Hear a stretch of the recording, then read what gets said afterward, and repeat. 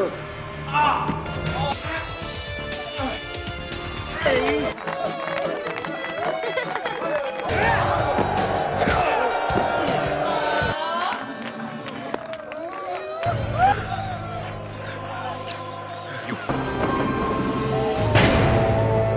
new inmate, Kyle, is dragged into the prison's fight arena where his opponent is none other than Andre, the reigning prison champion.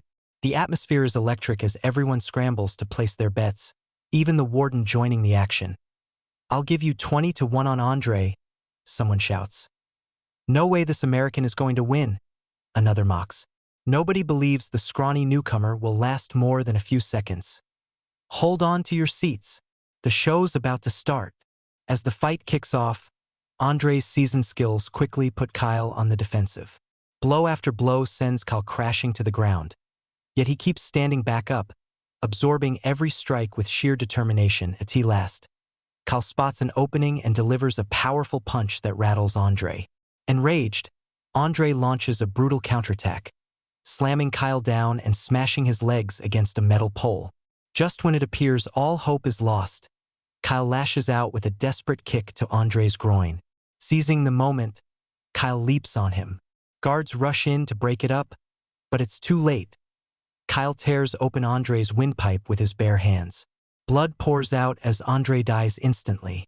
Kyle roars like a wild animal, shocking everyone. What could have transformed a mild, quiet man into such a bloodthirsty beast? 1 year earlier, Kyle LeBlanc worked as an American engineer stationed in Magnitogorsk, Russia. His mining job paid poorly and demanded long hours, keeping him away from home for extended periods. "I feel like I never see you anymore. I miss just going to the beach with you," his wife Gray laments during a call. Moved by her words, Kyle takes time off and heads home. On the way, he calls Gray to tell her he's almost there.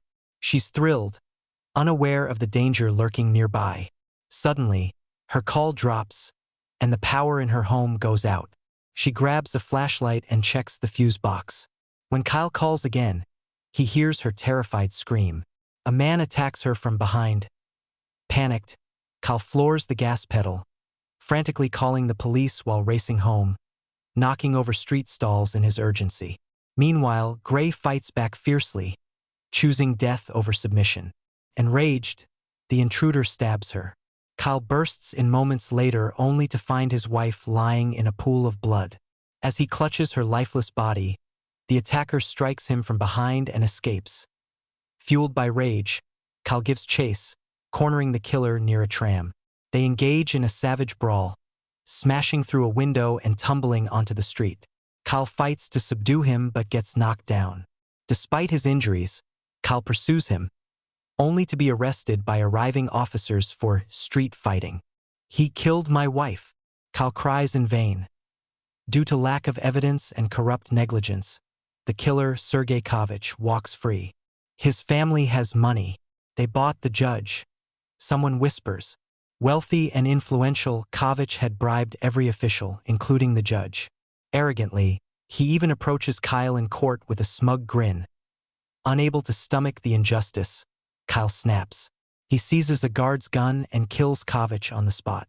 The sentence: life in prison without parole. Kyle is shipped off to the infamous Krovy prison, a brutal fortress housing Russia's deadliest criminals. Here, fights aren't just common, they're entertainment. The corrupt warden profits heavily from these blood matches, caring nothing for life or death. Kyle arrives alongside Billy, a young American whose good looks attract the wrong kind of attention, including from the warden himself. The warden greets them by displaying a bloodied escapee. "Run if you want, but no one ever makes it out alive." On day one, guards strip Kyle of his belongings, demanding his wedding ring. "Ring, sucker," they sneer.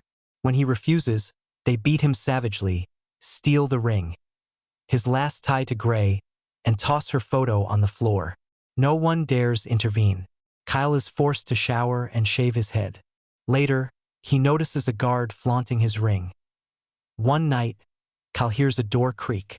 Half asleep, he sees Billy being escorted away by guards. When he asks, they ignore him. In truth, Andre had bribed them. That night, Billy is brutally assaulted. His screams echo through the prison as Kyle lies helpless in his cell. Morning comes. Inmates line up to brush their teeth. Billy appears, barely able to stand. Andre strolls by, smug, blowing a lewd kiss, the same gesture Kovic made before Kyle killed him. Rage boils over. Kyle lunges and punches Andre. They brawl violently until Andre slams Kyle into the railing. Guards arrive, not to protect Kyle, but to drag him off to solitary confinement. The isolation cell is a nightmare, dark, stinking of sewage, bloodstains hinting at suicides. Kyle loses all will to live. He tears his clothes to fashion a noose, but it breaks. He smashes his head against the wall, fails. Collapsing in despair, he notices a moth flutter in through a crack. It reminds him of Gray's words, "Some believe when you die, you return in another form." The moth perches on his spoon, as if urging him to live. From the next cell, a prisoner bangs the wall. Kyle shouts back. This small connection becomes his lifeline. Eventually, Kyle is moved to a new cell with 4 bunks, but only one occupant. A massive, stoic man known as 451. "Better watch out," a guard smirks. He killed his last 3 cellmates. Lieutenant Talik grins, hoping 451 will finish Kyle off.